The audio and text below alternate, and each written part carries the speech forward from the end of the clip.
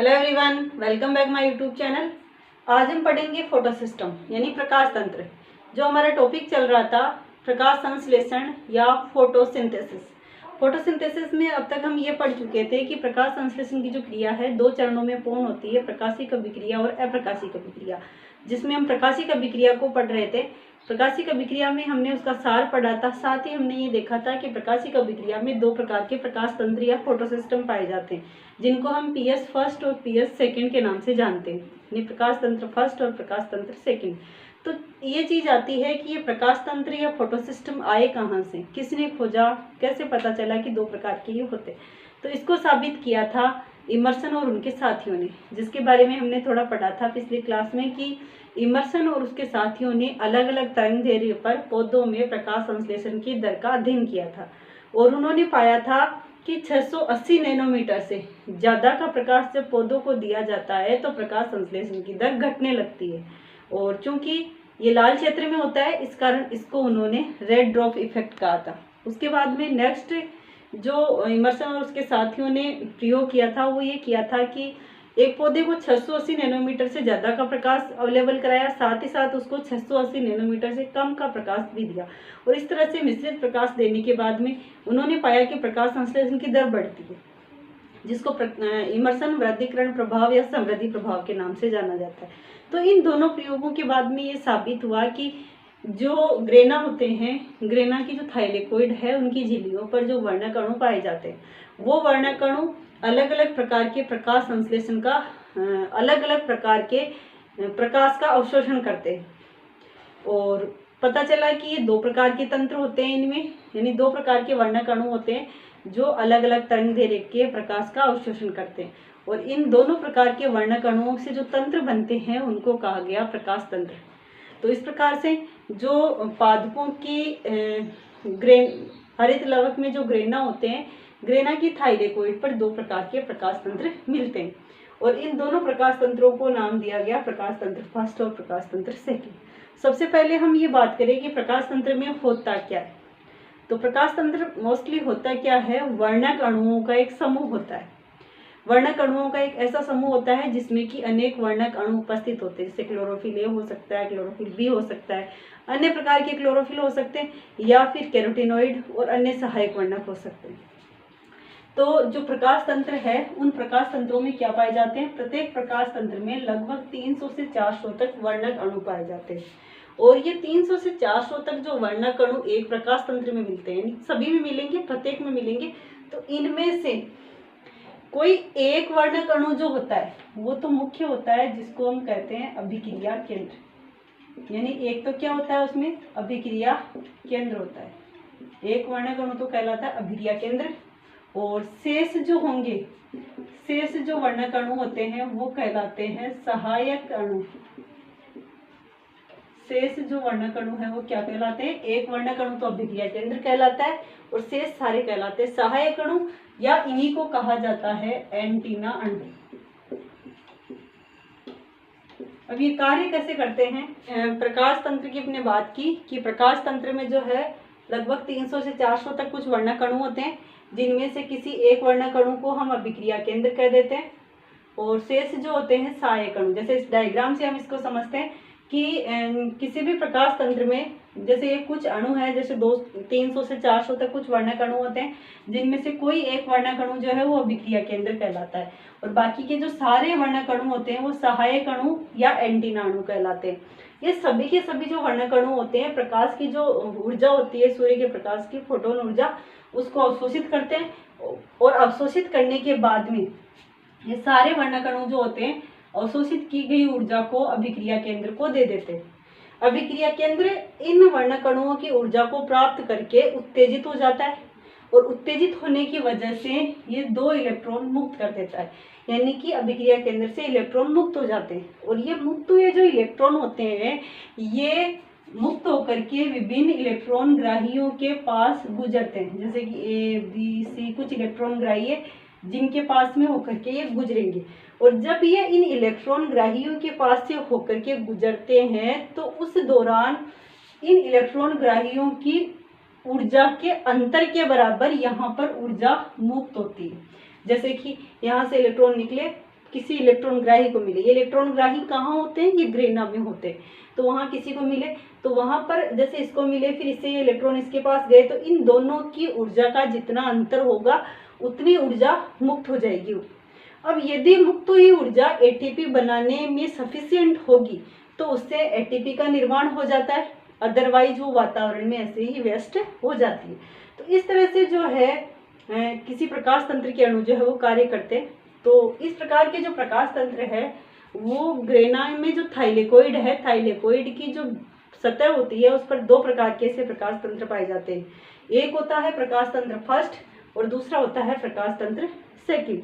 अब दो अलग अलग क्यों हैं? इनमें सिर्फ अलग अलग प्रकाश की तरंग दैर्ध्य पर कार्य करने का फर्क होता है, क्योंकि दोनों प्रकाश तंत्र जो होते हैं भिन्न भिन्न तरंग दैर्ध्य वाले प्रकाश पर कार्य करते हैं। जैसे कि प्रकाश तंत्र जो फर्स्ट है, पीएस फर्स्ट, ये 680 नैनोमीटर से ज़्यादा और 680 नैनोमीटर से कम दोनों प्रकार के तरंग दैर्ध्यों वाले प्रकाश पर कार्य करता है। यानी कि ये 680 नैनोमीटर से ज़्यादा वाले प्रकाश को भी अवशोषित करता है और 680 नैनोमीटर से कम वाले प्रकाश को भी अवशोषित करता है। तो ये दोनों पर कार्य करता है। जबकि जो है प्रकाश तंत्र सेकंड जो है ये 680 नैनोमीटर तक के प्रकाश को ही अवशोषित करता है, यानी 680 नैनोमीटर तक के तरंग दैर्ध्य वाले प्रकाश पर ही कार्य कर पाता है। और इसी कारण इसका जो अभिक्रिया केंद्र होता है पीएस फर्स्ट का वो P700 है, क्योंकि ये 700 नैनोमीटर तक के प्रकाश पे कार्य करता है। और अभिक्रिया केंद्र जो इसका है पीएस सेकंड का वो 680 होता है, P680। अगली बात करें हम वर्णक अणु, यानी एक एक तो अभिक्रिया केंद्र हो गए, इसका तो P680 हो जाएगा, उसका P680 हो जाएगा। सहायक अणु कौन से होते हैं इनमें? तो इसमें सहायक अणुओं के रूप में chlorophyll 660, chlorophyll 670, chlorophyll 680, chlorophyll 690, chlorophyll 700 और कुछ कैरोटीनोइड के अणु होते हैं। ये सहायक अणु के रूप में होते हैं। उसी प्रकार से पीएस सेकंड में भी क्लोरोफिल 660, क्लोरोफिल 650, क्लोरोफिल 660, 670, 680, साथ ही साथ क्लोरोफिल बी और कैरोटीनोइड्स के अणु होते हैं जो सहायक अणु के रूप में पाए जाते हैं। तो इस तरह से ये सहायक अणु होते हैं और ये सहायक अणु ऊर्जा अवशोषित करते हैं। फिर अभिक्रिया केंद्र ये P700 को और वो P680 को देते हैं और वो उत्तेजित होकर के इलेक्ट्रॉन निष्कासित करता है। तो ये वर्णक तंत्र है दोनों। अब दोनों में पीएस फर्स्ट जो होता है ये चक्रीय और अचक्रीय दोनों फास्फोरिलीकरण में भाग लेता है। पीएस फर्स्ट जो है वो चक्रीय और अचक्रीय दोनों प्रकार के फास्फोरिलीकरण में भाग लेता है। मतलब ये हुआ, चक्रीय और अचक्रीय का मतलब ये हुआ कि जैसे इससे दो इलेक्ट्रॉन निकले, विभिन्न ग्राहियों से होकर के गुजरेंगे और यदि अंत में ये दोनों इलेक्ट्रॉन वापस इसी को मिल जाते हैं तो इसका जो पथ है एक चक्र के रूप में बन जाता है, तो ये चक्रीय होगा। और यदि ये वापस इसको नहीं मिलते हैं तो अचक्रीय होगा। तो इसमें क्या होता है, चक्रीय और चक्रीय दोनों पथ मिलते हैं। रही बात फास्फोरिलीकरण, तो फास्फोरिलीकरण क्या था, हमने बात की थी कि जब जैविक अभिक्रियाओं में या प्रकाश संश्लेषण में एटीपी के रूप में ऊर्जा का निर्माण होता है तो उसे कहा जाता है फास्फोरिलीकरण। और यहाँ भी हम जानते हैं कि जब दो ग्राहियों के बीच से गुजरता है तो वहाँ ऊर्जा मुक्त होती है जो एटीपी के रूप में प्राप्त होती है, तो फास्फोरिलीकरण भी है ये। तो चक्रीय और अचक्रीय दोनों में ये भाग लेता है। कैसे भाग लेता है इसको हम नेक्स्ट जो है इनको चक्रीय और अचक्रीय प्रकाशिक फास्फोरिलीकरण को डिटेल में पढ़ेंगे। लेकिन जो पीएस सेकंड होता है वो केवल और केवल अचक्रीय फास्फोरिलीकरण में भाग लेता है, क्योंकि इसके अभिक्रिया केंद्र से निकले हुए इलेक्ट्रॉन वापस इसी के अभिक्रिया केंद्र P680 को नहीं मिलेंगे। अब इनकी स्थिति की बात करें कि ये कहाँ स्थित होते हैं, तो जो पीएस फर्स्ट है, प्रकाश तंत्र फर्स्ट, ये थाइलेकोइड की बाहरी सतह पर पाया जाता है। थाइलेकोइड की बाहरी सतह पर स्थित होता है। लेकिन जो प्रकाश तंत्र सेकंड है ये थाइलेकोइड की भीतरी सतह पर स्थित होता है। ये तो हुई इनकी बात। अब जैसे कि हमने ये डायग्राम एक प्रकाश तंत्र के लिए लिया था, इसी को ध्यान में रखते हुए हम इन दोनों को पढ़ते हैं। यहाँ पर मैंने छोटा सा बनाया, आप इसको समझ सकते हैं इसके साथ में कि प्रकाश तंत्र फर्स्ट में क्या होता है। ये जैसे वर्णकों का एक समूह है जिसमें कि एक तो ये क्या है P700 जो अभिक्रिया केंद्र है, साथ ये साइड में सहायक या एंटीना अणु है। तो ये सभी के सभी क्या करेंगे, ये प्रकाश की जो फोटोन ऊर्जा है उसका क्या करते हैं, अवशोषण करते हैं। तो प्रकाश की ये फोटोन ऊर्जा का अवशोषण करते हैं और किसको दे देते हैं, P700 को दे देते हैं अभिक्रिया केंद्र। इस प्रकार से अभिक्रिया केंद्र जो P700 है वो इन सहायक वर्णकों से प्राप्त ऊर्जा की वजह से उत्तेजित हो जाता है और उत्तेजित होकर के 2 इलेक्ट्रॉन मुक्त कर देता है। तो P700 से निकले हुए दोनों इलेक्ट्रॉन जो है फिर विभिन्न ग्राहियों के पास में जाते हैं और ये ग्राही जो होते हैं ग्रेना में स्थित होते हैं। तो P700 से निकले हुए इलेक्ट्रॉनों का जो प्रथम ग्राही होता है वो होता है आयरन सल्फर प्रोटीन या AFES। AFES इन इलेक्ट्रॉनों को निकाल देता है वापस और FD या फेरेडोक्सिन को दे देता है। फेरेडोक्सिन से ये इलेक्ट्रॉन जो है साइटोक्रोम B6 के पास, साइटोक्रोम B6 से साइटोक्रोम F के पास, साइटोक्रोम F से प्लास्टोसाइनिन के पास और प्लास्टोसाइनिन से वापस P700 को मिल जाते हैं।